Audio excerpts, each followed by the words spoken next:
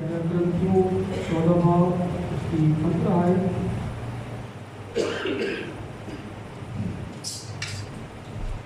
बेटी अभी अज़िया से गुजारिश करूँगा कि दुआ की तिलावत आकर सबसे शेयर करें। पहला ग्रंथियों 14 उसकी 15।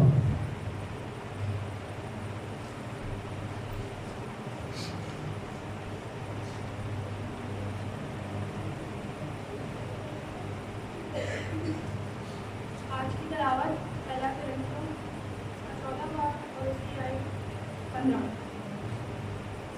बस क्या करना चाहिए? मैं रूह से भी दुआ करूँगा और अकल से भी दुआ करूँगा। रूह से भी खाऊँगा और अकल से भी खाऊँगा।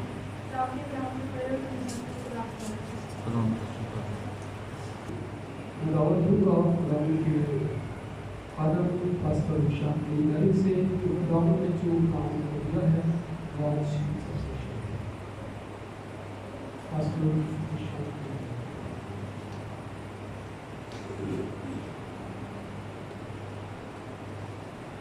एक बार फिर अपनी आंखों को बंद करेंगे, खुदावंद की हज़ूरी को महसूस करेंगे। तो अपनी आंखों को बंद करेंगे, खुदावंद की हज़ूरी को महसूस करेंगे और दुआ करेंगे आपके कलाम के लिए, जो कलाम का भी खुदा बोने को खुदा हमारे दिलों की ज़मीन को नरम करे, ताकि जो कलाम आज सुना जाए हम सबों की दिलों की ज़मीन में कहीं गई। दुआ करें आपके कलाम के लिए और मेरी भी दुआ करें तो मैं ना बोल करके बात करूँ बस वो करें। तो अपनी आंखों को बंद करें। खुदा पाक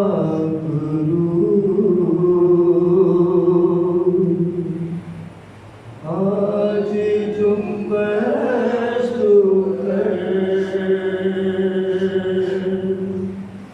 छूले हर जिंदगी को खाली दामन लेकर ए खुदा पाक आज जुम्मस कर छूले हर जिंदगी को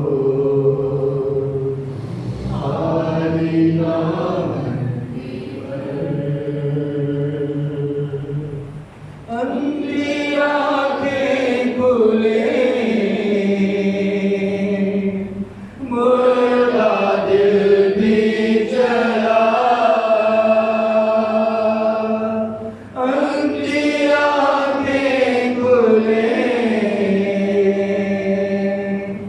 मुर्दा दिल भी चला तू है कादिर खुदा अपनी कुदरत दिखा तू है कादिर खुदा अपनी कुदरत दिखा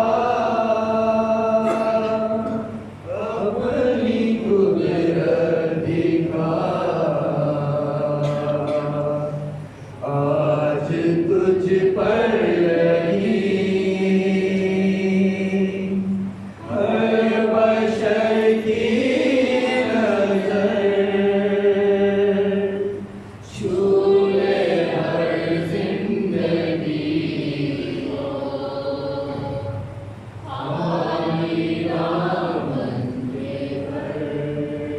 खाली दामन बेशक खुदा बाप जब आज खुदा बाप अपने आप का बीच होने को है खुदा बाप अपने खादिम के होठों के रात और जुबान का जिम्मा लीजिए खुदा बाप ताकि मैं ना बोलूं बल्कि आपका पाक दिलों का कलाम करे ताकि जितनी जिंदगियां जाने मौजूद हैं आज के कलाम के वसीले से अंधी आंखें खुले और मुर्दे दिल जलाए जाए खुदा बाप। आज का कलाम का बीज हम सब के लिए खुदा बाप भाई से बरकत हो खुदा बाप। आज के कलाम की वजह से हम सब मिलकर है खुदा बाप सो गुना भला रहना सकते हैं खुदा बाप। अपने खादिम के सर से लेकर पांव तक पूरे माहौल में पूरे फिजा पर आप ही करते हैं क्योंकि आपके प्यारे बेटे अपने खुदा यीशु मसीह के नाम में आमीन। यीशु मसीह के मीठे और बरकत नाम में आप सबको सलाम। आज हम जिस टॉपिक पर बात करने लगे हैं, आज का जो उन्वान है वो है दुआ। आज का जो टॉपिक है वो है दुआ। बहुत बार हमने इस टॉपिक पे मैसेज सुने होंगे, सरमन सुने होंगे, लेकिन खुदावंद ने चाहा तो आज कलाम में से हम नहीं बात करें। आज का जो टॉपिक है वो है दुआ, लेकिन दुआ के मौजू में रहते हुए ही हम सीखेंगे रूह और अक्ल से। दुआ तो हम करते हैं, लेकिन किस तरह रूह और अक्ल से दुआ करनी चाहिए, ये आज कलाम में से हम सीखेंगे। टॉपिक है prayer with spirit and understanding, मतलब रूह से दुआ करनी और समझ के साथ भी। अगर अक्ल का अगर आप इंग्लिश ट्रांसलेशन देखें तो देखिए अंडरस्टैंडिंग, समझ के साथ दुआ। रूह और समझ, अक्ल के साथ दुआ। ये आज का हमारा उन्वान है, क्योंकि आज भी अजीजों बहुत से लोग हैं दुनिया में जिनको मालूम ही नहीं है कि दुआ का असल और खूबसूरत तरीका है, कि दुआ हमें किस तरीके से करनी चाहिए। आज तक बहुत से लोगों को इसका वो दुआ तो करते हैं, लेकिन जो रटी रटाई दुआ होती है वही करते हैं, लेकिन उनको असल में पता नहीं होता कि दुआ रूह और अक्ल से किस तरह की जाती है। और अजीजों अगर गौर करें तो क्या कलाम मुकद्दस भी हमें सिखाता है कि हमें दुआ कैसी करनी चाहिए। जब हम दुआ के बारे में बात कर रहे हैं रूह और अक्ल से, तो बेशक कलाम मुकद्दस के अंदर भी इसका जिक्र होगा कि हमें कैसी दुआ करनी चाहिए। क्या कलाम हमें सिखाता है कि हमारी दुआ कैसी होनी चाहिए, जिससे हम सीख सकें कि जब हम दुआ करें तो हम उन चीजों को सामने रखकर दुआ करें, ताकि हमारी दुआ जो है वो रूह और अक्ल से, समझ से। तो जब भी अगर हम दुआ के बारे में बात करें या जब भी कोई दुआ का मौजू छेड़ता है, तो सबसे पहला जो हवाला इंसान की जिंदगी में आता है वो है बिला नागा दुआ। जब दुआ की बात की जाती है तो दुआ के बारे में पूछा जाता है, कलाम मुकद्दस में दुआ का जिक्र है, तो सबसे पहली जो आयत, जो वर्स जो इंसान कोट करता है वो ये है बिला नागा दुआ करो। बेशक ये हकीकत है, हमें बिला नागा दुआ करनी चाहिए। और जब बिला नागा दुआ करने की बात की जाती है तो बहुत से खादिम, बहुत सी कलीसिया और कलाम मुकद्दस भी में भी इसका जिक्र है कि लोग दानियल की मिसाल कि वो किस तरीके से दुआ करते हैं। इसलिए आज चर्चिस के अंदर, कलीसियों के अंदर, खादिमी दुआओं के अंदर जब खादिम आते हैं तो एग्जाम्पल कोट दानियल की करते हैं कि दानियल जिस तरीके से हस्बे ममूल 3 बार घुटने टेक कर खुदा के हुजूर दुआ करते थे, इसी तरह आज भी एक रास्तबाज इंसान की जिंदगी होनी चाहिए कि वो खुदा के हुजूर किस तरीके से दुआ करे। 3 बार हस्बे ममूल घुटने टेक कर दुआ, सुबह शाम और यही एग्जाम्पल कोट करते हैं ना। ज्यादातर क्या एग्जाम्पल कोट किया कि दानियल की, कि दानियल से सीखें कि कितने ही रुकावटें क्यों ना आई, कितनी ही मुश्किलें क्यों ना आई, कितनी ही परेशानियां क्यों ना आई, कितने ही उसके सामने दूसरे माबूद रख दिए, लेकिन उसने क्या किया, अपने खुदा के सामने ही सिजदा करके हस्बे मामूल 3 बार घुटने टेककर क्या की, दुआ की। मतलब यह है कि जितनी भी रुकावटें आ गई उसने अपने स्केड्यूल को नहीं तोड़ा, उसने अपनी डेली रूटीन को नहीं तोड़ा दुआ की। जो उसकी रूटीन थी उसी रूटीन में वो खुदा के हुजूर क्या रहा, झुकता रहा और खुदा के हुजूर क्या करता रहा, दुआ करता रहा। इसीलिए कलीसियाएं इस बात के बारे में सिखाती हैं, बताती हैं कि हमें भी इसी तरह जितनी भी रुकावटें हैं हमें खुदा को नहीं छोड़ना चाहिए, बल्कि खुदा के साथ बंधे रहना चाहिए और खुदा के हुजूर घुटने टेक के क्या करनी चाहिए, दुआ करनी चाहिए। यही मिसाल देते हैं ना तो हम लोग दुआ में से, जब दुआ की बात होती है बिना नागा दुआ करो, तो बाद में किसकी मिसाल देते हैं, दानियल की।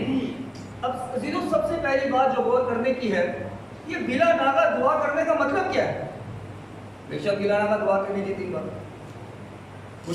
लेकिन ये बिला नागा दुआ करने का मतलब क्या है। बिला नागा का मतलब ये है ना कि बगैर किसी रुके बस खुदा के हुजूर हमने दुआ करते रहना, खुदा के साथ राब्ते में रहना। लेकिन इसका मतलब क्या है, बिला नागा दुआ करने का मतलब क्या है। हम पढ़ते हैं इस वर्ष को, लेकिन क्या हम इसका मतलब जानते हैं। बिला नागा दुआ करने का चीजों असल मतलब है अपने ज़हनों को हमेशा खुदा की चीजों की तरफ लगाए रखना। जब आप बिला नागा दुआ करते हैं, हर वक्त खुदा में रहते हैं, दुआ में रहते हैं, खुदा के हाथ के नीचे रहते हैं, तो आपके जहन कहाँ रहते हैं? दुनियावी चीजों की तरफ नहीं, बल्कि खुदा की चीजों की तरफ लगे रहते हैं। अपने ज़हनों को हमेशा खुदा की चीजों की तरफ लगाना। और दूसरा इसका मतलब है अपने आप को मुसलसल खुदा के साथ राब्ते में रखना। अगर आप बिना नागा दुआ करते हैं तो आपका ध्यान ख्याल सब खुदा की तरफ, और दूसरा आपका राब्ता खुदा के साथ स्ट्रॉन्ग है, मजबूत है, ताकि जितना हो सके आप अपनी जिंदगी में अच्छा फल लेते। ये है बिना नागा दुआ। और यही दानियल भी करता। दानियल दुआ करता था, खुदा के साथ राब्ते में रहता था, खुदा की चीजों के बारे में सोचता था, अपनी चीजों के बारे में अपने फायदे के लिए नहीं सोचता था, बल्कि इसका ध्यान ख्याल हमेशा किसकी तरफ रहता था? खुदा की तरफ रहता था। लेकिन अजीजों, यहाँ पर भी जो हम दानियल की जिंदगी से सीखते हैं, यहाँ पर जो दुआ के बारे में बताया जा रहा है, ये डेली रूटीन के बारे में दुआ की जाए कि जो इंसान की शख्सी दुआ होती है, जो वो कुशीदगी में करता है, यहाँ पर उस बात के बारे में कहा है। लेकिन यहां पर भी एक बात वाजिया नहीं हो रही है, वो है रूह और अक्ल से दुआ। बेशक वो बिना नागा दुआ करते थे, हस्बे मामूल घुटने टेक कर दुआ करते थे 3 बार दिन में, लेकिन यहां पर भी हमें साफ और वाज़ेह तौर पर बात नहीं मिल रही कि रूह और अक्ल से कैसे दुआ।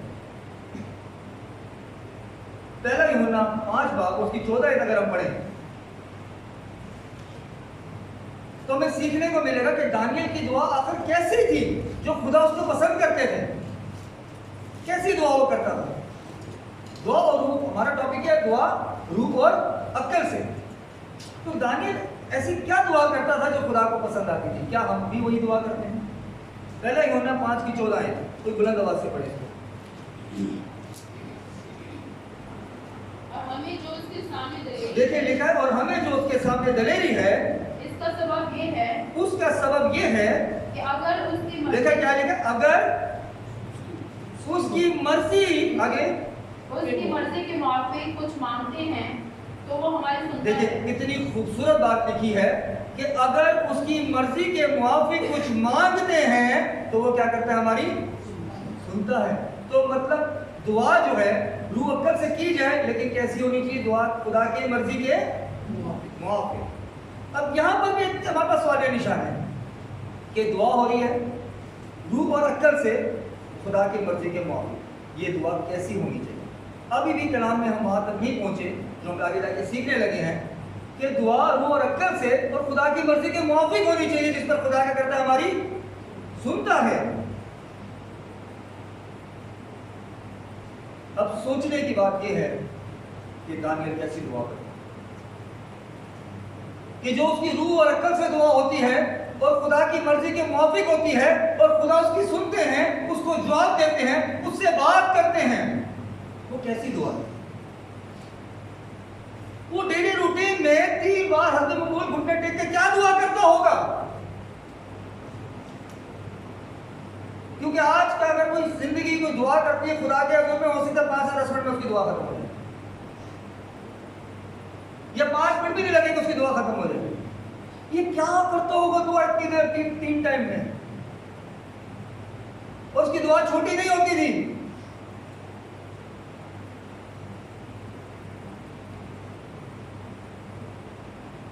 अजीज, अब सोचने की बात यह कि क्या कलाम हमें दुआ सिखाता है?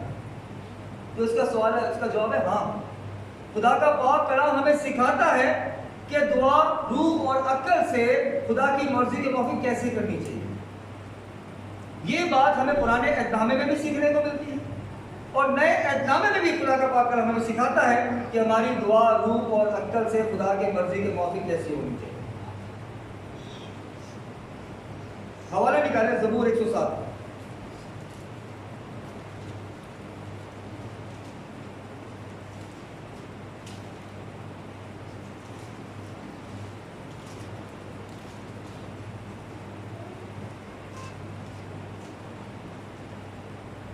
और उसकी 8 आयत पढ़ें।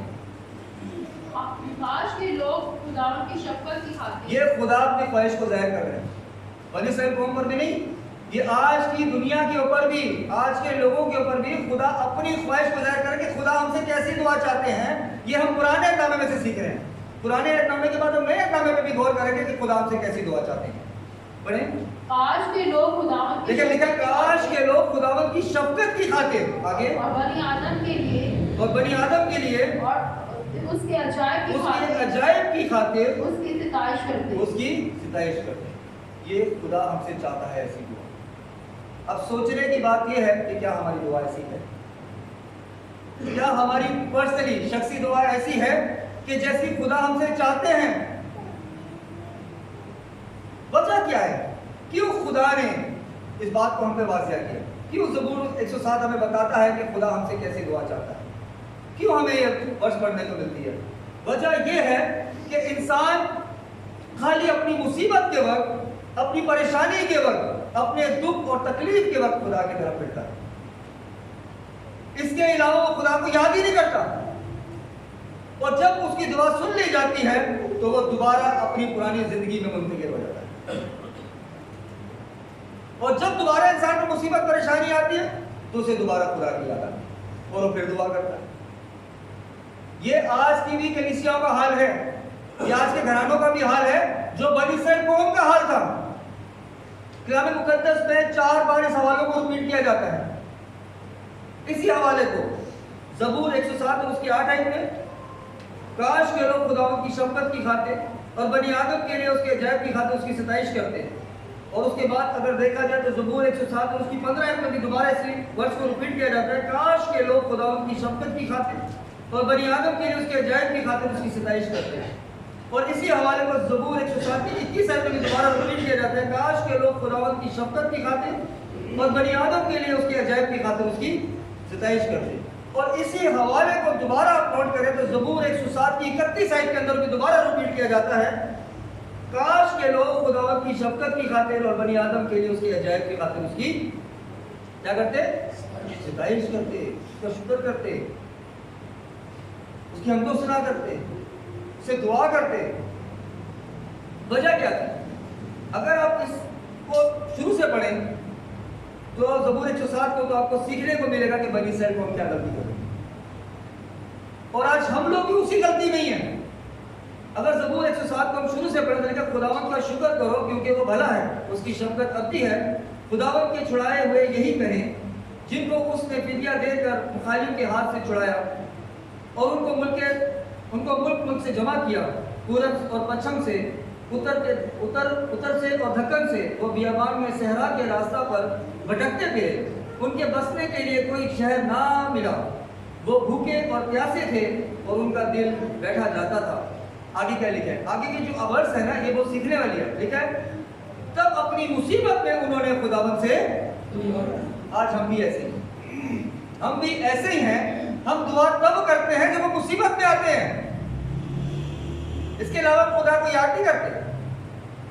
और ना हम याद करने की कोशिश करते, जरूरत हमारे साथ पूरी हो रही होती है। हमें क्या जरूरत है खुदा का दूर जाने की? जो बनी इस्राएल कौम गलती करी थी, आज की कलीसियाएं, आज के लोग, आज के खानदान वही गलतियां करते हैं जो सिर्फ अपनी मुसीबत में खुदा के लोग झुकते, उसके अलावा नहीं, उसके अलावा खुदा को याद भी नहीं करते। और यही गलती कलाम हमें सिखाता है कि वो करते थे। लिखा है, तब अपनी मुसीबत में उन्होंने खुदावंद से फरियाद की और उसने उनको उनके दुखों से रिहाई बख्शी। वो उनको सीधी राह से ले गया ताकि बसने के लिए किसी शहर में जा पहुंचे। आगे खुदा अपनी ख्वाहिश को जाहिर करते, काश के लोग खुदावंद की शफकत दिखाते कि अपनी मुसीबतों के अलावा भी मुझे याद कर लो। सिर्फ अपने दुख परेशानियों में मेरे सामने झुकते हो, कभी वैसे भी झुक लो।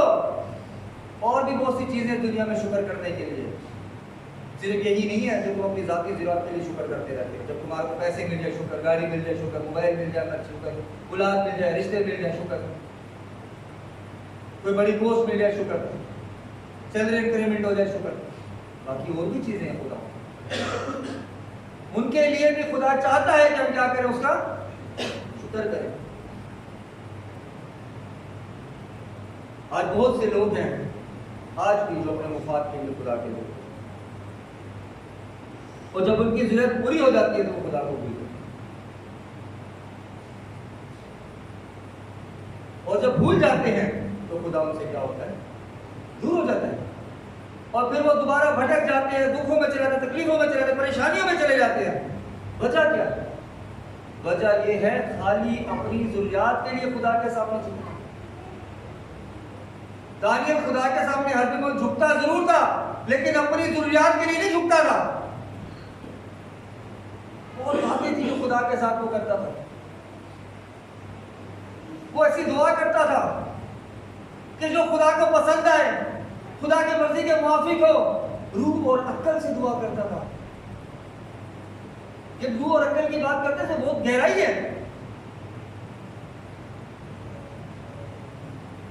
जब बहुत सी कलीसियों में रूह और अक्ल की बात किया तो किसी और टॉपिक की तरफ चले जाते हैं, लेकिन यहाँ पर रूह और अक्ल का जो बयान किया जा रहा है कि अपनी रूह से जब दुआ करो तो खुदा का रूह पे हो, तो समझते रूह अपने अंदर काम कर रहा है, तो अपनी अक्ल को मरने नहीं दो, समझ को मरने नहीं दो, बल्कि जिसकी चीज के लिए कहा जाए उसके लिए दुआ करो।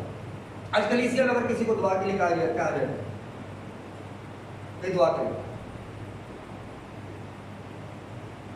वो वक्त जो होता है कलीसिया के अंदर एक मखसूस टाइम होता है, वो शख्सी दुआ करेंगे।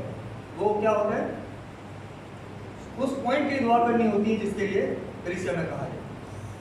बेशक इंसान जब किसी के लिए दुआ करता है, किसी खादिम के लिए या स्टैश के लिए, प्रस्तिश के लिए, तो रूह से अक्ल से दुआ करे, लेकिन ऐसा नहीं है कि पूरे मोहल्ले के लिए दुआ करते हैं। मतलब बेशक आपको दुआ करनी है, लेकिन अक्ल को नहीं मरने देना।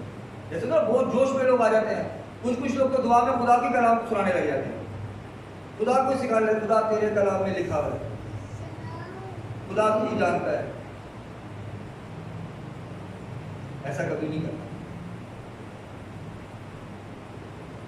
जब इंसान खुदा के रूह में मामूर होता है तो दुआ ऐसी करनी चाहिए जो उसको करना चाहिए। ऐसी दुआ नहीं करने लगे उसको पता ही नहीं वो कर क्या रहा है, कहा कुछ और जा रहा है, वो किसी और मकसद के लिए दुआ कर रहा है। ऐसा भी होता है, आपने देखा होगा बहुत सी कलीसियों में ऐसा होता है। जैसे कलाम के लिए दुआ की गई है, कहा गया है, वो दुआ किसी और चीज के लिए, हम तो सीधा प्रस्तिश के लिए दुआ करने का गए, वो किसी और के लिए दुआ, कलीसिया की तरक्की के लिए दुआ की गई है, वो किसी और के लिए दुआ, कलीसिया की बेदारी के लिए दुआ की जा रही है, वो किसी और के लिए, किसी खानदान के लिए दुआ करने का गए, खानदान के लिए किसी और चीज की दुआ चल रही है। तो रूह के साथ अक्ल को भी ऐसा होता है। अब जैसे किसी को दुआ के लिए बुलाया जाए, वो पूरा गीत गाना शुरू करता है। तो वो जो कलीसिया का टाइम होता है, वो एक मखसूस टाइम होता है। बहुत से लोग इन चीजों को बर्दाश्त करते हैं, क्योंकि एक ही दिन होता है खुदा के हुजूर में आते हैं, झुकते हैं, लेकिन बहुत से लोग टाइम देखते रहते हैं। आज भी ऐसे हैं कि कब इबादत खत्म हो, उनके लिए वो एक स्कूल की तरह होता है, बस स्कूल में आए, बस पढ़े लिखे घर चले गए, उनके लिए वो बरकत नहीं होती है। तो मैं उनको भी खुदा से दूर नहीं होने दूंगा।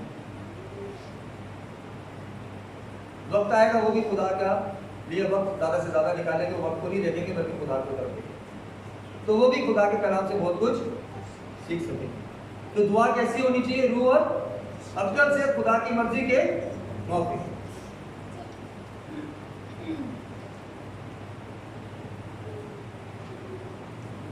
जब इंसान खाली अपने मुफाद के लिए दुआ करता है खुदा से, तो याद रखें उसका रिश्ता खुदा के साथ नहीं। देखिए कलाम में बहुत से हवाले हैं जो हमें सिखाते हैं कि खुदा उनको भी देता है जो खुदा के लोग नहीं। ऐसा ही है ना। लेकिन हमें जो हम मसीही हैं, जो नजात याफ्ता लोग हैं, जो मसीह के खून से खरीदे हुए लोग हैं, हमारा रिश्ता खुदा के साथ मजबूत होना चाहिए, और जिसका जरिया खाली दुआ। यहाँ पर 4 बार ज़बूर 107 के अंदर रिपीट किया जाता है, काश के लोग खुदा की शफकत की खातिर और बनी आदम के लिए उसके अजायब की खातिर क्या करें, उसकी सिताइश करें। अजीजों, सोचने की बात यह है कि कलाम मुकद्दस में जो शफकत की बात की जाती है, शफकत का मतलब क्या है? खुदावंद की शफकत की खातिर उसकी सिताइश कैसे करनी है? शफकत का मतलब क्या? और बनी आदम के लिए उसके अजायब की खातिर, और अजायब का मतलब क्या? शफकत का मतलब जो इंग्लिश में है वो है गुडनेस, अच्छाइयों के लिए उसका शुक्र करें। कहते हैं कि बहुत सी चीजें इस दुनिया में हैं जो उसने हमारे मांगने से पहले दुनिया में तकलीफ दी। क्या हमने उसके लिए खुदा का कभी शुक्र किया? जब इस दुनिया में हम पैदा भी नहीं हुए, हमारे मांगने से पहले खुदा ने हमारे लिए बहुत सी चीजों को बना दिया कि वो हमारे डेली रूटीन में इस्तेमाल में है। क्या हमने कभी उसके लिए खुदा का शुक्र किया? और अजायब का मतलब है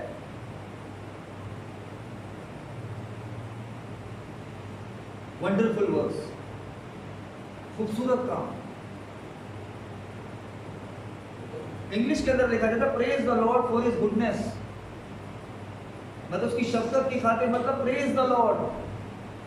इसको इंग्लिश में कहा गया है praise the Lord for his goodness. जब हम मिलते हैं, अक्सर मसीही जब मिलते हैं आपस में, सबसे पहला लफ्ज़ क्या इस्तेमाल करते हैं जब बात कराते हैं? Praise the Lord. तो खुदा का क्या कहते हैं? शुक्र। ये बहुत अच्छी बात है, हमें करना चाहिए। जब आप किसी से मिलें, जब आप किसी से मिलते हैं, सबसे पहला लफ्ज़ इस्तेमाल करते हैं प्रेज द लॉर्ड। ये बहुत खूबसूरत लफ्ज़ है जो हम मसीहों को अपनी ज़ाती ज़िंदगी में इस्तेमाल करना है। और यहाँ पर भी जो इसका इंग्लिश ट्रांसलेशन है किंग जेम्स बाइबल वर्जन में, वो है praise the Lord for his goodness. और अजायब के लिए लफ्ज़ इस्तेमाल हुआ है wonderful works to the children of man, कि इंसान के बच्चों के लिए जो उसने खूबसूरत काम किए हैं उसके लिए खुदा का क्या करें? तो हमें करना चाहिए, नहीं करना चाहिए? हमें जाती मुफाद के लिए सिर्फ खुदा के सामने नहीं झुकना चाहिए, बल्कि खुदा के अच्छे उन कामों के लिए जो उसने हमारे मांगने से पहले हमारे लिए कर दिए, उनके लिए उसका क्या करें? शुक्र करें। और उन सब कामों के लिए भी, अच्छे कामों के लिए जो उसने इंसान के बच्चों के लिए किए, उनके लिए भी क्या करें? खुदा का शुक्र। ये है ज़बूर। हमें सिखाता है पुराना इस्लाम कि हमारी दुआ कैसे होनी चाहिए।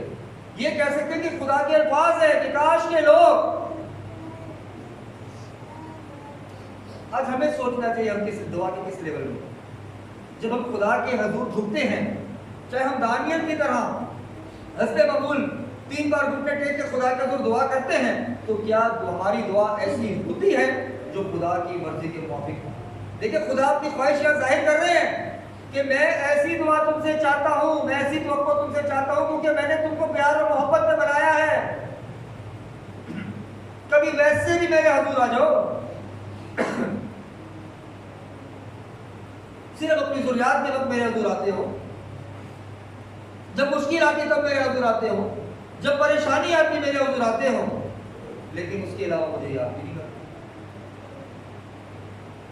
मेरे लिए वक्त ही नहीं होता, क्योंकि तब तो खुदा पैसे दे चुका होता है, दौलत दे चुका होता है, सबको दे चुका है, बस मसरूफ हो जाते हैं। खुदा को पता ही नहीं है, और दिखावे तौर पर हम मसीह होते हैं। कोई पूछे तो जी हमारे से बड़ा कोई मसीह नहीं है, हमारे से बड़ा कोई राजबाज नहीं है, लेकिन हमें पता ही नहीं कि हमें दुआ कैसी। ये कलाम हमें सिखाता है कि इंसान की दुआ कैसी होनी चाहिए। अजीजों, मेरा मानना है, जो कलाम से जो मैंने सीखा, अगर आप 10 मिनट दुआ करते हैं, अगर आपका टाइम 10 मिनट है दुआ का, तो 5 मिनट सिर्फ खुदा के लिए बात।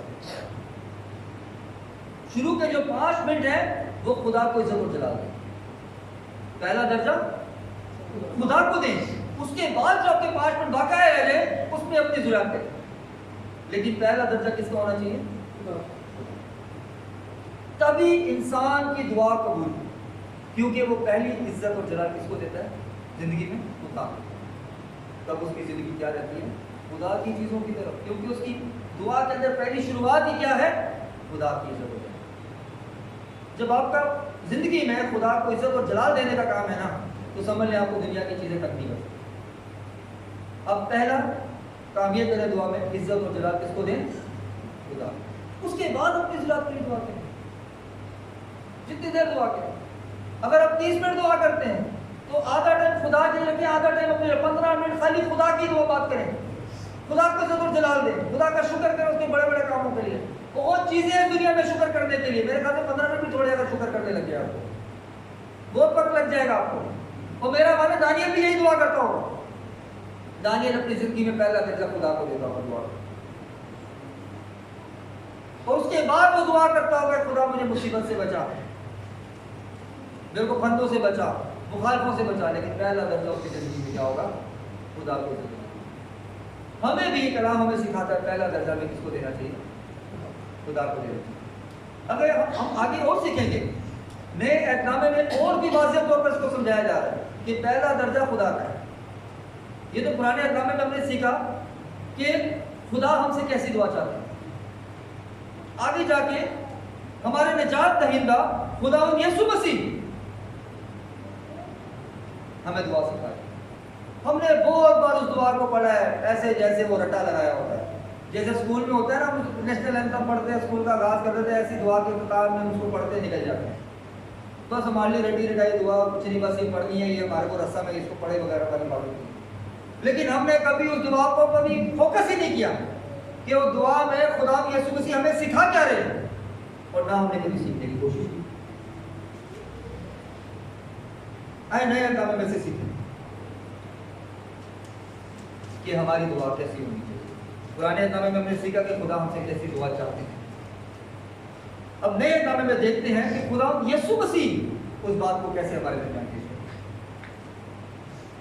वो क्या हमें दुआ के बारे में बताते हैं। मत्ती 6 बाब और उसकी 5 से 8 पढ़ें। और जब तुम दुआ करो, लेकिन यहाँ पे बहुत ही खूबसूरत बात है, और जब तुम दुआ करो, आगे तो रियाकारों की मानद ना बनो। ये पहला पॉइंट, रियाकारों की तरह चेहरा नहीं बनाओ, ऐसे वो जाएगा, क्योंकि आप अपने खुदा के जुर्म में, अपने मालिक के, वो हमारा बाप, हमको खुदा यानी अब्बा यानी बाप के तो करते कौन जो निजात याफ्ता लोग, ऐसे ही हाय बाप कहते हैं ना, हाय बाप तू जो आसमान पर है। क्यों कहते हैं? क्योंकि वो हमसे प्यार करता है, हमें बाप की तरह हमारी दुआ को क्या करता है? पूरा करता है। आगे क्योंकि वो इबादत खानों में और बाजारों के मोड़ों पर खड़े होकर दुआ करना पसंद करते हैं, आगे ताकि लोग उनको देखें। आगे। मैं तुमसे सच कहता हूँ कि वो अपना अजर पा चुके। आगे बल्कि जब तू दुआ करे तो अपनी कोठरी में जा और दरवाजा बंद करके अपने बाप से जो पोशीदगी में है दुआ कर। इस सूरत में तेरा बाप जो पोशीदगी में देखता है तुझे बदला देगा। और दुआ करते हुए गैर कौमों के लोगों की तरह बक ना करो। देखें, दुआ में क्या करनी है? बक नहीं करनी है। जैसे लोग अक्सर बोलते हैं कि जी जितना मैं इधर उधर दुआ से बड़े बड़े अल्फाजों को बोलूँगा तो खुदा मेरी दुआ पसंद करेगा, खुदा मांगने से पहले हमारी ख्वाहिशों को जानता है। आगे क्योंकि वो समझते हैं कि हमारे बहुत बोलने के सबब से हमारी सुनी जाएगी। आगे बस उनकी मानी ना बनो, क्योंकि तुम्हारा बाप तुम्हारे मांगने से पहले ही जानता है कि तुम किस देखिए, चीज़ खुदा हमारे मांगने से पहले क्या करता है? जानता है कब चीज़ों की मुताबिक। आगे बस तुम इस तरह दुआ किया करो कि बस अभी 8 आयतें पढ़ेंगे, ठीक है। ये है पहला स्टेज कि हमें रियाकारों की तरह चेहरा नहीं बनाना और दुआ में बक नहीं करना, बल्कि पोशीदगी में, जो पोशीदगी के बारे में हम सीख रहे हैं ना, ये पोशीदगी में किस तरीके से दुआ होनी चाहिए, रूह और अक्ल से खुदा की मर्जी के मौके किस तरह तालीम किया करते हैं, ठीक है। अब दुआ यीशु मसीह ने जो हमें सिखाई, अब हम उस पर बात करते हैं, ठीक है। जो दुआ हमारे निजात दहिंदा खुदा यीशु मसीह ने हमें सिखाई है, अब हम उस दुआ के बारे में सीखने लगे कि हमें दुआ किस तरीके से करनी चाहिए। पहले हमने पुराने एहतनामे में से सीखा, अब हम नए एहतनामे में। अब पढ़े जी, 9 आयत से पढ़े, 9 से 13 आयत।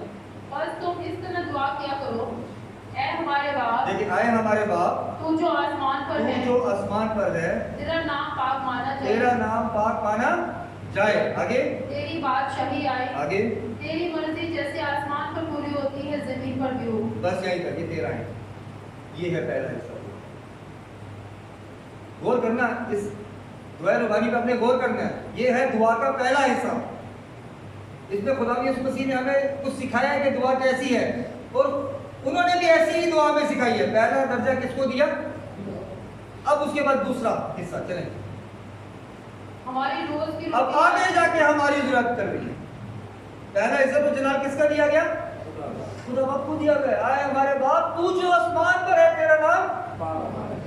इसमें कोई इंसान की अपनी इच्छा है? उसके बाद अपनी ख्वाहिशों का जिक्र होता है। आगे बढ़े। और जिस तरह हमने अपने कर्जदारों को जिस तरह अपने कर्जदारों को माफ किया, तुम ये भी अपनी जाति मुखात की बात जो पुराने एहतनामे में सीखा वही नए एहतनामे में भी है। पहला दर्जा किसका है? आए हमारे बाप, द्वारा पढ़े। ऐ हमारे बाप, तू जो आसमान पर है, तेरा नाम पाक माना जाए, तेरी बादशाही आए, तेरी मर्जी जैसे आसमान पर पूरी होती है जमीन पर भी हो। बस यही, ये है पहला दर्जा दुआ जो किसका होना चाहिए? खुदा। पहला दर्जा खुदा को दे। हम बचपन से इस दुआ रब्बानी को पढ़ते आ रहे हैं, लेकिन आज तक हमने इस दुआ रब्बानी के बारे में कभी सीखा ही नहीं कि खुदा किस किस्म से हमें सिखा क्या है। वह पढ़ते चले जाते, पढ़ते चले जाते, पढ़ते चले जाते, लेकिन यही नहीं पता कि दुआ के अंदर पहला जो काम खुदा मसीह ने बताया वो ये है कि पहले इज्जत और जलाल किसका होना चाहिए? खुदा। उसके बाद अपनी ज़रूरियात को पेश करें। ये है दुआ रूह और अक्ल से और खुदा की मर्जी के। देखिए, आपको पता है मैं जब भी मैसेज को शेयर करता हूँ कैसे करता हूँ? पुराने नामे को नए नामे के साथ जोड़ता हूँ, क्योंकि कलाम मुकद्दस के हमारे पास जो खुदा ने दी मुकम्मल है। जिन बातों का नए नामे में जिक्र है उनका लिंक पुराने नामे में मिलेगा, और जिन बातों का पुराने नामे में जिक्र है उनका नए नामे में आपको लिंक मिलेगा। तो जब हम ऐसे कलाम को सीखते हैं तो हमें पता चलता है कुछ भी तब्दील नहीं, सबसे पुराने नामे में भी खुदा की वही ख्वाहिश है, वही खुदा की इंसान से वो उम्मीद है कि इंसान खुदा के जो वैसे भी झुके, ये भी मुफाद के लिए। और नए नामे में मानने जहाँ दहिंदा ने भी जो हमें दुआ सिखाई, उसके अंदर पहला जो काम था वो था खुदा। पहला दर्जा जिंदगी में खुदा को देना। जब आपका पहला दर्जा जिंदगी में खुदा का होगा तो बेशक मेरा ईमान है कि आपकी जो रुकावटें हैं आपका रिश्ता खुदा के साथ मजबूत हो जाएगा, आपका ताल्लुक खुदा के साथ मजबूत हो जाएगा। आपको इंसानी चीज़ों की फिक्र भी नहीं रहेगी, आप खुदा की चीज़ों की फिक्र करेंगे कि कैसे लोगों को खुदा की तरफ लेके आना, किस तरह लोगों को खुदा के लिए जीतना है। अगर खुदा ने मौका दिया तो हम सीखेंगे शमौन पतरस की जिंदगी पे कि उसकी क्या बात थी, वजह थी बरकत की, कि वो कैसे इतना बरकत पा गया, कैसे वो मछेरे से आदमियों को मछली पकड़ने लगा, आदमियों को पकड़ने लगा। उसने असल में हरकत की क्या थी? क्या उसने हरकत की थी कि वो खुदा ने उसको इतनी बरकत दे दी कि मछली पकड़ने वाला आदमी पकड़ने वाला बन गया। उसने कुछ तो किया होगा ना, कुछ तो खुदा को दिखाया होगा, कुछ तो अपना पर्सनल इंटरेस्ट खुदा में दिखाया होगा ना, उस पर बहुत। तो ऐसी दुआ के अंदर भी जब आप दुआ करें तो आपका जाती इंटरेस्ट खुदा के साथ दिखना चाहिए। क्या खुदा के अंदर मगन है, ये नहीं खाली मुफाद खुदा आज मैं बाहर जा रहा हूँ हादसे से बचा देना, ये आपका जाती, मैं सही सलामत आ गई जाती, रोटी दे देना चाहती हूँ, ये तो मांगने से पहले खुदा हमें दे दे। और भी बहुत सी चीजें दुनिया में जिसके लिए खुदा का पहला दर्जा जो खुदा का है। दुआ में पहला हिस्सा दुआ, 30 मिनट दुआ करते हैं, 15 मिनट खुदा के लिए है, खुदा को इज्जत और जला दे, उसके बाद 15 मिनट अपनी ख्वाहिशें पेश करें, कोई बात नहीं। लेकिन पहला दर्जा जिंदगी में हमेशा खुदा का होगा तो मेरा ईमान है कभी आप दर्द होना। और यही दुआ रुबानी का नहीं सिखाती, हमने अपने कभी जिंदगी में इसको गौर ही नहीं किया, तो ये दुआ हमें सिखाती है। इस दुआ के 2 स्टेप्स, पहला खुदा का जलन, फिर अपनी जिंदगी खुदा को इज्जत, उसको अपनी जिंदगी में ऊंचा दर्जा दिया। ये नहीं खुदा मैंने ये काम कर दिया, हमारी कोई बात नहीं है, ये खुदा के काम है जो खुदा खड़ा करता है, खुदा हमें संभालता है, हमें चलाता है, उसके लिए भी खुदा का शुक्र। सांस के लिए खुदा का शुक्र, इस बदन के लिए खुदा का शुक्र है। अब खुदा ने सलामत पैदा किया, इसके लिए खुदा का शुक्र है। आसमान के लिए, सितारों के लिए खुदा ने हमें दिए, चांद के लिए, सूरज के लिए, खाने के लिए सब्जियां दी, फ्रूट दिए, उसका शुक्र करें। कभी किए? ये तो मांगने से पहले खुदा ने बना दिए ना, हम कैसे शुक्र करें? हमें तो बस उसके लिए पैसे चाहिए, खुदा पैसे दे दे सब खरीद ले। जो खुदा ने बना दिया हमारे मांगने से पहले, उसके लिए शुक्र नहीं करना।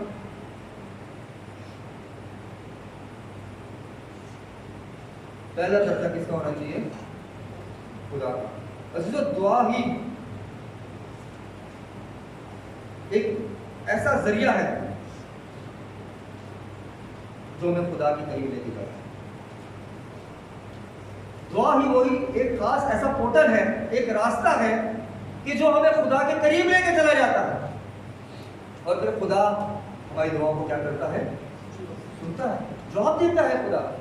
अक्सर लोग कहते हैं दुआओं का जवाब नहीं मिलता। क्यों नहीं मिलता? क्योंकि हम सिर्फ मुफाद के लिए खुदा के रूप में जाते हैं, उसके अलावा खुदा के सामने कहाँ झुकते हैं? वक्त ही नहीं। कमाने में मसरूफ है ना, लेकिन कमाने की ताकत किसने दी? उसका शुक्र नहीं करना। नौकरी किसने दी उसका शुक्र नहीं करना कि वो ब्लेसिंग्स को और भर दे।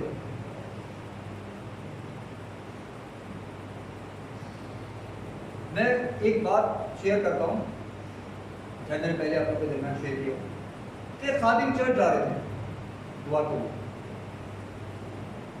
रास्ते में कोई एक अमीर शख्स मिलती है, कहते हैं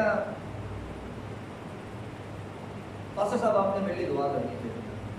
तो क्या दुआ करनी है? आपने दुआ करनी है कि खुदा आपने मुझे बहुत दे दिया, अब मुझे और कुछ नहीं चाहिए, तो आपने जितनी मुझे बरकत दे दी है ना, बस ये बहुत है, मुझे और नहीं चाहिए, बस अब मेरी बरकतों को रोक दे क्योंकि मैंने बहुत जमा कर लिया। कहते ठीक है, आपने जैसा कहा मैं खुदा उनके हज़ूर आपके लिए दुआ करूँ।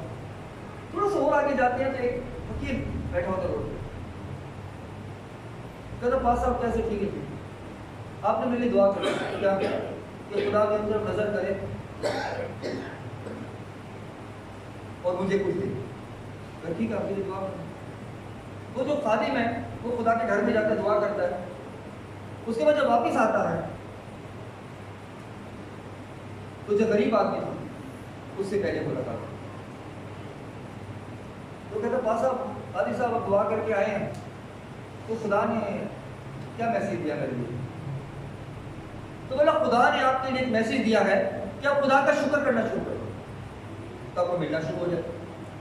कहता मैं कैसे उसका शुक्र करूं जिसने मुझे कुछ दिया ही नहीं? सुनने जो कि मैं उसका कैसे शुक्र करूं कि जिसने मुझे कुछ दिया ही नहीं? तो उसके जो बदन में मट्टी थी वो भी उड़ती क्या होगी? ये हर हाल में क्या करना चाहिए? खुदा का शुक्र। कि जिंदगी जो खुदा ने दी उसका शुक्र क्यों नहीं कर रहे? कि मट्टी ने बदन को ढाका, आपके नंगेपन को, उसका क्यों नहीं शुक्र कर रहे? वो मट्टी भी उड़ के चले गए, वो उसका नंगापन। उसके बाद थोड़ा सा और आगे जाते हैं, एक अमीर शख्स, दोबारा अमीर शख्स, क्या आपने मेरी दुआ की? खुदा का क्या मैसेज? बोला खुदा ने कहा है कि आप मेरा शुक्र करना बंद कर दो, मैं अपनी ब्लेसिंग्स को बंद कर दूं। वो अमीर शख्स कहता है कि मैं कैसे उसका शुक्र करना बंद कर दूं जिसने मुझे स्लाइम बनाया? तो उस खादिम ने कहा कि आपकी ब्लेसिंग कभी खत्म नहीं हो सकती, क्योंकि आप शुक्र करना पड़ेगा। जिस दिन आप खुदा का शुक्र करना बंद कर दोगे तो खुदा का शुक्र करना जरूरी है हर हाल में। देखिए गरीब की जिंदगी से सीखें कि वो खुदा का शुक्र नहीं कर रहा कि खुदा ने उसको मुकम्मल पैदा किया। खुदा ने उसको मैसेज किया कि मेरा शुक्र करना शुरू कर, मैं तेरी ब्लेसिंग को बढ़ा दूंगा। मतलब मैं कैसे शुक्र करूं जिसने मुझे कुछ दिया ही? उसको ये नहीं पता जिंदगी खुदा ने, ये सांस उसमें जब तो खुदा ने, तो क्या हुआ उसके ऊपर से जो मिट्टी थी वो भी। तो हमें ये दुआ के अंदर ही रहते सीखना है कि शुक्र बहुत सी बातों के लिए होता है, खाली पैसों के लिए, रोटी के लिए, मकान के लिए, जाती ज़रात के लिए, और भी बहुत सी चीज़ें दुनिया में हैं जिसके लिए हमें क्या करना है? खुदा का इज्जत और जलाल किसको देना चाहिए? पहला जो दुआ ही वाहिद जरिया है जो हमें खुदा से। अगर हम कलाम मुक़द्दस में गौर करें तो पैदाइश 22 बाब उसकी 25 से 32 आयत में अगर गौर करें तो यहाँ पर जो है जिक्र मिलता है कि दुआ के जरिए आप फरिश्ते को रोक सकते हैं। दुआ एक ऐसा जरिया है कि जिसके जरिए आप क्या कर सकते हैं? फरिश्ते को अपने पास रोक सकते हैं। यकूब ना रहा, बल्कि यकूब से क्या बन गया? वजह क्या थी? फरिश्ते को रोक के रखा, नहीं जब तक तू मुझे बरकत नहीं देगा मैं नहीं जाऊंगा। हम किस लेवल पे हैं? हमारा दुआ का लेवल है कि उसने फरिश्ते को जाने नहीं दिया कि जब तक तू मुझे बरकत नहीं देगा मैं नहीं जाऊंगा। उसने कहा फिर तेरा नाम क्या है? यकूब। आगे से यकूब नहीं बल्कि क्या कहलाएगा?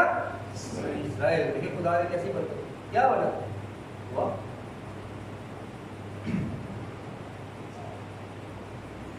अगर खरूश 30-32 बाब की 10 में देखें,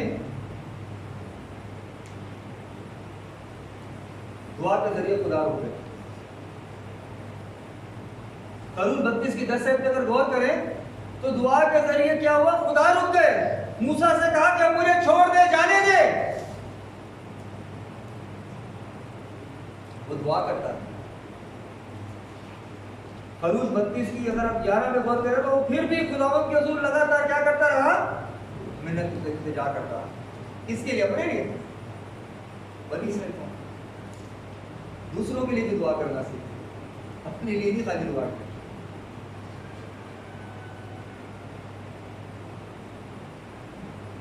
दुआ के जरिए फरिश्ते को रोक सकते हैं, दुआ के जरिए खुदा आपके पास ठहरते हैं, वो आपकी दुआ को क्या करते हैं? सुनते हैं। मूसा की दुआ ने क्या किया? खुदा के गुस्से को क्या किया? रहम में बदल दिया। देखिए पहली दुआ हमने सीखी कि उसने क्या अपनी जिंदगी को जो बरकतों में नहीं थी बरकत में बदल दी, और दूसरी बार क्या है? गुस्से को दुआ ने रहम में बदल दिया, फजल में बदल दिया। और तीसरी बात पैदाइश 18 की अगर आप 22 गौर करें तो दुआ को आदमी खुदा के आगे खड़ा रह सकता है। दुआ को आदमी क्या हो सकता है? अगर आप दुआ गो हैं, अगर आप दुआ में वक्त गुजारते हैं, पहला दर्जा खुदा को देते हैं, तो आप दुआ में क्या खुदा के दूर क्या कर सकते हैं? खड़े रह सकते हैं। अगर हम खड़ा रहा खुदा के दूर, खुदा से सवाल कर रहे हैं, क्या तूने को बद के साथ हलाक करेगा? देखिए दुआ को आदमी की जिंदगी ये खुदा से कैसे करता? इब्राहिम 50 रात बाद से शुरू करता है, और खुदा उसकी दुआ पे क्या कर रहे हैं? कान लगाए रखे हैं। खुदा सब जानते हैं कि क्या वो मांगना चाहता है, लेकिन खुदा ने उसको चुप नहीं कराया। 50 से शुरू करता है इब्राहिम कि 50 रात बाद 50 से 45 पे आता है, 45 से 40 पे आता है, 40 से वो 30 पे आता है, 30 से वो 20 पे आता है, और 20 के बाद वो 10 पर आ जाता है कि शायद सदूम में 10 रात बाजी।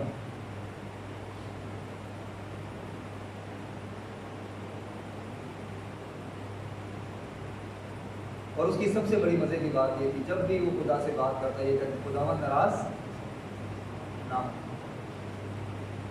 उसने अपने आप को भले छोटा करके खुदा से मांगा। आज के लोगों की तरह नहीं, थोड़े से रात बाद सीना चढ़ा खुदा के साथ ही पता नहीं तो बात करनी। मैं अक्सर एक बात सोचता हूँ और बहुत से लोगों से शेयर भी किया कि हम अपने माँ बाप को तू कह के नहीं बुलाते, लेकिन खुदा को तू करके बुलाते। क्या हमने कभी जाती जिंदगी में नोटिस किया है? आज माँ बाप को कोई बच्चा बोल दे ना, तू तो उसका बेड़ा गर्क कर देंगे मार मार कि मैं तो बदतमीजी से बात कर। लेकिन दुआ में हम खुदा के लिए जिसने दुनिया को तख्लीक किया, जो हमारा आसमानी बाप है, उसको हम तू कह देते, शर्म नहीं आती। बचपन से सुनते आ रहे, लेकिन इज्जत नहीं है खुदा की। लेकिन अपनी इज्जत हम चाहते हैं, अपनी इज्जत हम चाहते हैं, लेकिन खुदा की इज्जत करनी नहीं आती। दुआ में इज्जत जलाल किसका होना चाहिए? जब दुआ करे तो है कि खुदा तू कर दे, खुदा आप कर दे। अपने औलाद से हम नहीं चाहते तू करके बात करें, तो खुदा से हम डायरेक्ट तू करके बात करते हैं, जैसे खुदा इन बातों को पता खुद को पसंद नहीं करते हैं। लेकिन दुआ में देखें बदतमीजी पहले हमारी होती, खुदा तू कर दे। दुआ में इन चीजों को नजर में रखा करें। देखें अब्राहम की जिंदगी की बात कर रहे हैं, ये खुदा के हजूर ठहरा रहा, तेरा खुदावंद नाराज ना हो। ये 2 बार उसके बात का जिक्र किया, तो पैदाइश 18 की 30 में और 18 की 32 में खुदावंद नाराज ना हो। और 18 की अगर 33 तक गौर करें, जब खुदावंद इब्राहिम से बातें कर चुके तो क्या हुआ? तो क्या वो जानते नहीं थे कि वो क्या बात करना चाहते? इब्राहिम खुदा से क्या बात करना चाहते वो नहीं जानते थे, खुदा जानते थे, लेकिन उन्होंने उसकी दुआ को सुना, इब्राहिम की दरख्वास्त को सुना कि वो खुदा से क्या मांगना चाह रहे हैं।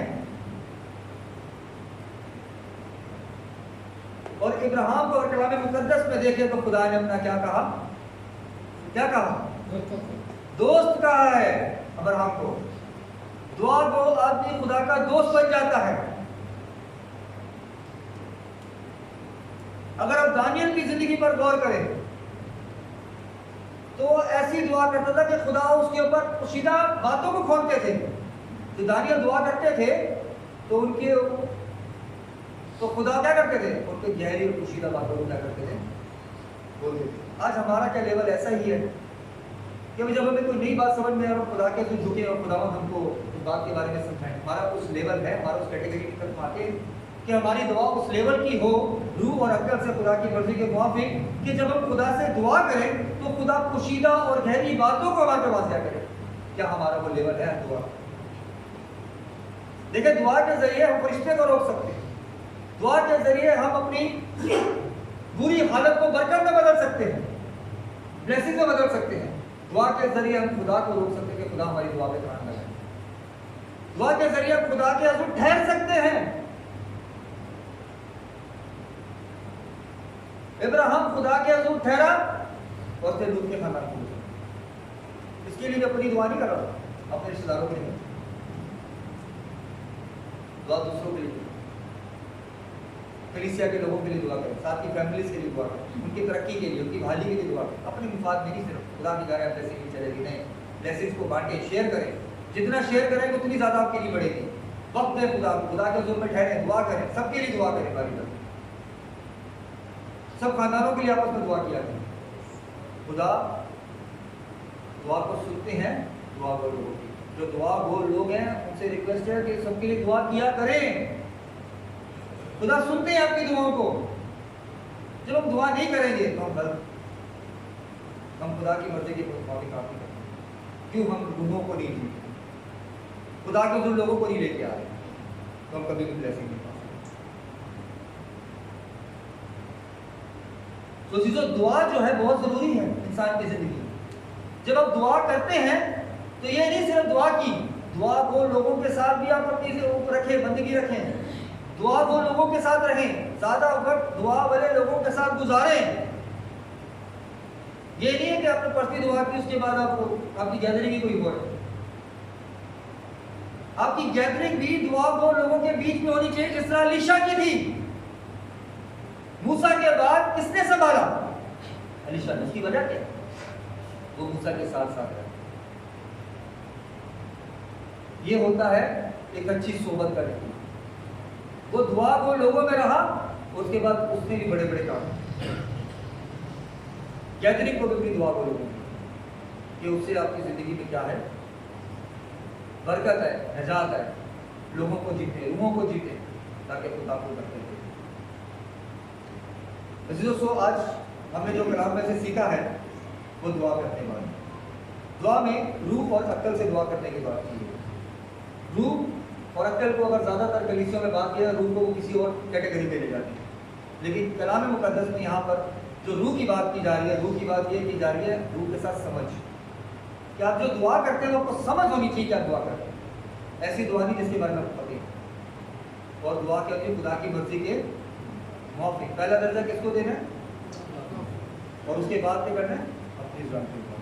और जब हम ऐसा करेंगे तभी खुदा हमें क्या करेगा? बरकत देगा। आज की कलाम के वसीले से खुदा सबको बड़ी बरकत दे। अपने आप को बंद करेंगे।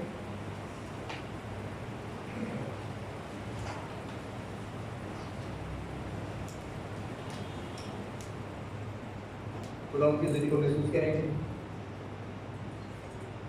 दुआ करें कलाम के लिए कि खुदा अगर मेरा ऐसा लेवल नहीं है जैसा आप चाहते हैं कि मेरा लेवल हो दुआ में, तो मैं वैसे ही दुआ करना सीखूं। जो कलाम से सीखा है कि पहला दर्जा खुदा हमें आपको देना चाहिए, आज के बाद खुदा पहला दर्जा जो मेरी जिंदगी में हो, खुदा आपको आपका, हम आपको इज्जत और जलाल दें, हम वक्त आपने गुजारें। जब दुआ करें तो सबसे पहले आपको अपने सामने रखें, ताकि हमारी जिंदगियां बरकतों से भरें। खुदा जिस तरह याकूब की जिंदगी को खुदावंद आपने बरकतों से भर दिया, हमारा भी दुआ का लेवल ऐसा बने कि हमारी जिंदगी बरकतों से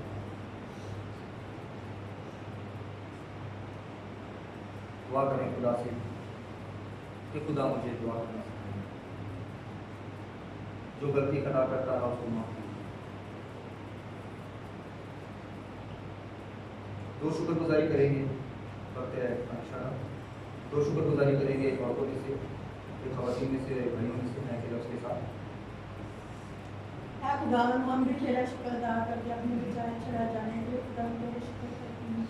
शुक्र करती हूँ खुदावन तूने दिया कासा ये अपने लोगों में शामिल किया। अब वक़्त है खुदावन तेरी पाक मेज़ में आप बढ़ाना चाहते हैं, जितनी जिंदगी खुदावन तेरी पाक मेज़ में आप बढ़ाना चाहते हैं, इसके खाने से इसके पीने से खुदावन हमारे शुक्रगुजारी की दुआ की इसको कबूल करें यीशु मसीह के नाम से।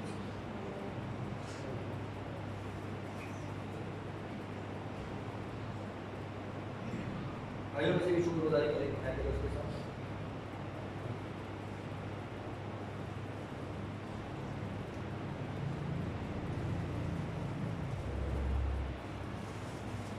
अल्लाह की गहराई से तेरा शुक्रिया अदा करते हैं अपने बिछाए जाने चुना जाने के लिए।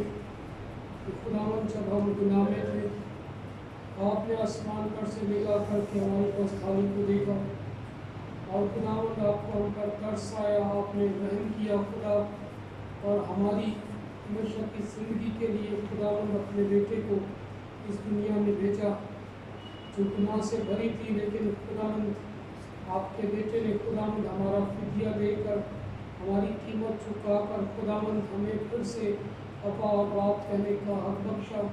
हम दिल की गहराइयों से आपका शुक्रिया अदा करते हैं आपकी दी हुई ज़िंदगी के लिए, सेहत सलामती के लिए और खुदावंद अपने लोगों में शामिल करने के लिए।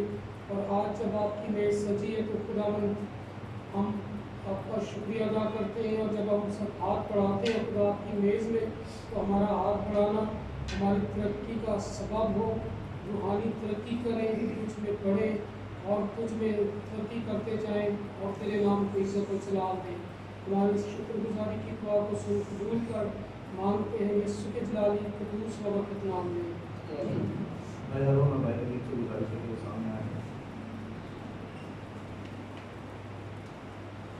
क्योंकि ये बात मुझे खुदावन से पहुंची और मैंने तुमको भी पहुंचा दी कि खुदावन यीशु ने जिस हाथों पकड़वाए गए रोटी ली और शुक्र करके तोड़ी,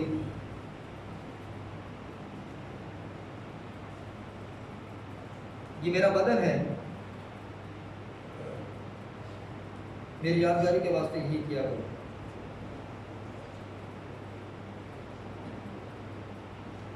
अब तेरा शुक्र करते हैं तेरे बेटे यीशु के लिए जिसने अपने आप को दे दिया, हमारी निजात का शिफा का काम किया, तेरा शुक्रिया अदा करते हैं। आज इस सादा रोटी को तुम तेरे हाथ में देते हैं, इसे छोड़ काट कर अपने लोगों के लिए बहुत से बरकत देना, जितनी जिंदगी इसमें हाथ बढ़ाती है खुदा में बरकत पाएँ, जिंदगी पाएँ और दूसरों के लिए बरकत का बारिश हो। यीशु के जलाल की दूसरा। इसी तरह उसने खाने के बाद प्याला भी लिया और कहा, ये प्याला मेरे खून में नया अहद है, जब कभी पियो मेरी यादगारी के वास्ते यही किया करो।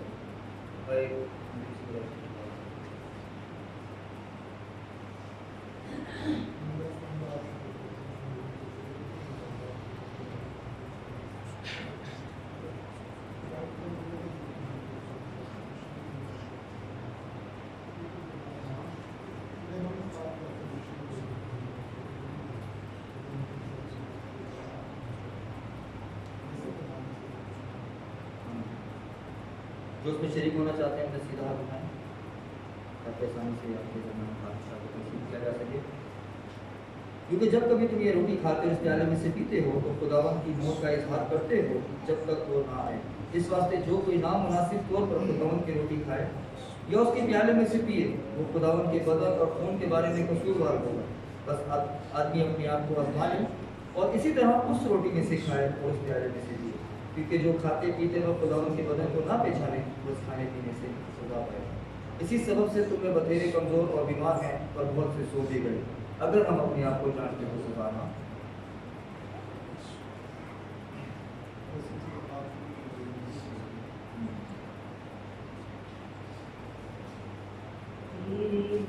मेरे गुनाहों का हो यीशु ने उठाया है, मेरे गुनाहों का हो यीशु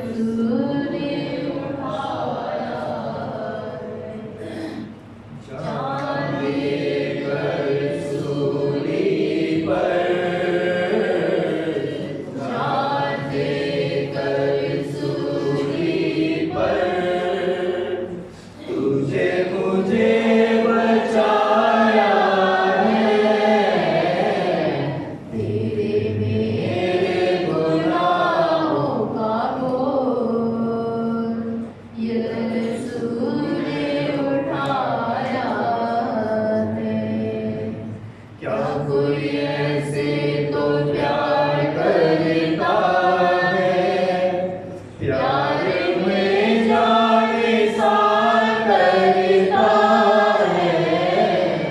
क्या कोई ऐसे तो प्यार करता है, प्यार में जाने सार करता है। लेकिन यीशु ने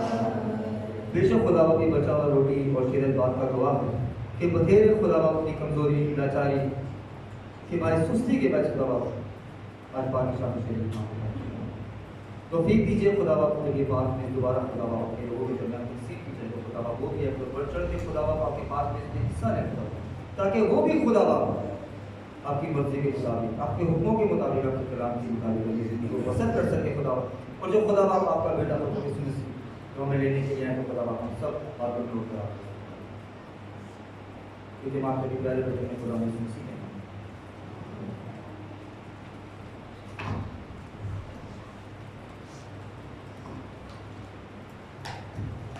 खड़े होकर शुरू करता है।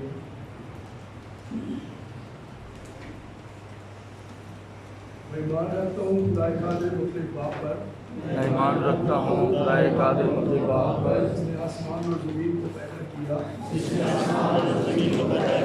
और उसके इकलौते बेटे हमारे खुदा यीशु मसीह पर और उसके इकलौते बेटे हमारे खुदा यीशु मसीह पर रूह कुद्स की कुदरत से पेट में पड़ा जो रूह कुद्स की कुदरत से पेट में पड़ा हमारी मरियम से पैदा हुआ हमारी मरियम से पैदा हुआ 35 पलातूस की हुकूमत में दुख उठाया 35 पलातूस की हुकूमत में दुख उठाया मसलूब हुआ मर गया और दफन दफन हुआ हुआ तीसरे दिन मुर्दों में से जी उठा तीसरे दिन मुर्दों में से जी उठा आसमान पर चढ़ गया आसमान पर चढ़ गया खुदाए कादिर मुतलक बाप की दाहिनी तरफ बैठा खुदाए कादिर मुतलक बाप की दाहिनी तरफ बैठा है जहाँ से वो जिंदों जहाँ से वो जिंदों और मुर्दों की अदालत करने को आएगा मैं ईमान रखता हूँ रूहुल कुद्स रूहुल कुद्स पर पर पाक कलीसिया पाक कलीसिया पर मुकद्दसों की रफ़ाकत मुकद्दसों की रफ़ाकत गुनाहों की माफ़ी गुनाहों की माफ़ी जिस्म के जी उठने और हमेशा की जिंदगी और हमेशा की ज़िंदगी पर आमीन। आखिर में हम गीत गाएंगे गीतों की किताब में पीछे की तरफ गीत लिखा हुआ है जो कि जिंदा खुदा है हमारा। इसी दौरान हम दिन खुदा के संदेश करें।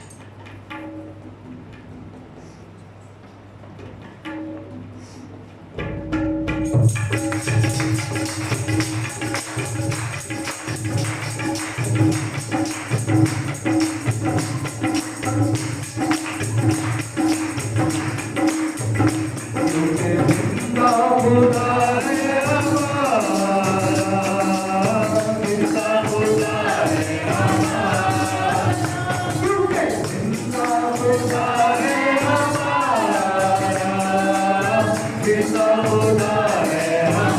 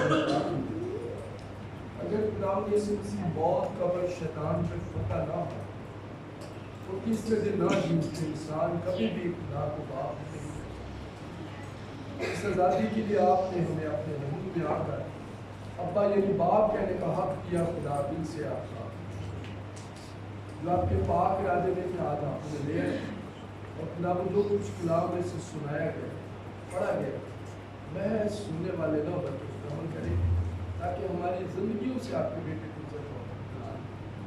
जो अभी तक मेज में बात नहीं बढ़ा उन्हें भी थोड़ा तस्वीर दे ताकि वो मौत से निकल कर जिंदगी आपने दिया ताकि आपके काम के लिए दिया इस रुपये पैसे पे आपकी बरकत हो और देने वालों के लिए खुदा आपका टीचर से खिदमत को कबूल करें और बच्चों को ध्यानदार और वफादार निकले दुआ मांगते हैं खुदा बाप इन सब जिंदगियों के लिए दुआ जो बीमारी की सबब नहीं आए उन्हें खुदा सेहत में शिफा दे ताकि वो अगले बार आपके दूर में आकर आपका शुक्र कर सकें। तो जानबूझ कर नहीं आए खुदा उनके लिए आकर रखा, क्योंकि आपने कहा है कि जो मेरी इबादत नहीं करता वो मेरे गज़ब के नीचे है। हम कलीसिया में से खुदा जितने बैरून में काम गलत से है हम उनकी सलामती की दुआ करें। आपने कभी हाथ के निचोड़े रखे और आने वाली सारी परेशानियों से महफूज रखे। हम मैल समीना के लिए और उनके बेटे हारून गिल के लिए दुआ करते हैं खुदा, जब उन्हें अचानक खुदा बुध के दिन लाहौर जाना पड़ा।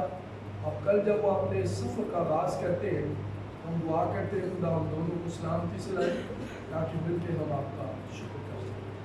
खुदा आप अपने लोगों को सलामती से लाए, उनके आगे होकर चले फिर घर पर इकट्ठा करके शुक्रगुजार करते हैं। हम यीशु मसीह के नाम से दुआ मांगते हैं, आमीन। हमारे बाप जो आसमान पर है, तेरा नाम पाक होना चाहिए, तेरी बादशाही है, तेरी मर्जी जैसे आसमान पर पूरी होती है ज़मीन पर भी हो। हमारे रोज़ रोटी आज हमें दे और जिससे हम करते हैं माफ़ करते हैं, हमें आज़माइश में न ला बल्कि बुराई से बचा, क्योंकि बादशाह कुदरत और जलाल हमेशा आपका है। हमारे खुदा यीशु मसीह का खुदा बाप की मोहब्बत पाक रूह कुद्स की रफ़ाकत और शराकत हम सबों के साथ और दुनिया के कुल ईमानदार मुकद्दसीनों के साथ अब से लेकर अब तक